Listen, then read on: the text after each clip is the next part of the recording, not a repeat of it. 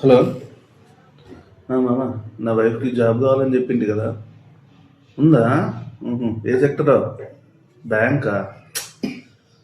నా wife financial కాదు కదరా. ఓ, అవసరం లేదా? ఉహుహు. ఏంటో ఆ రెండు: ఒకటి నవ్వుతూ మాట్లాడాలి, రెండు ఇంగ్లీష్లో మాట్లాడాలా? దొబ్బిందిలే, bye.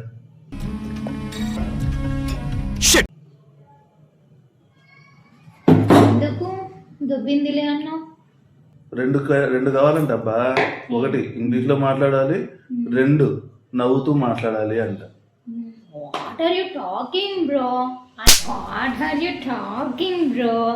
I know English. I eat English. I talk English. I walk English. I sleep English. ఇక్కడ తెలిసిపోయింది తమరు ఇంగ్లీష్ ఏందో. మొగుడిని పెట్టుకుని బ్రో అంట.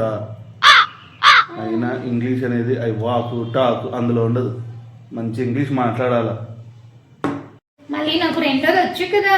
ఏంటి స్మైలింగా? ఇంట్లో ఉన్న మొగుడుతోనే రోజు చూస్తావు, ఆడితోనే నువ్వు నవ్వుతూ మాట్లాడవు, బయట వాళ్ళతో మాట్లాడతావా?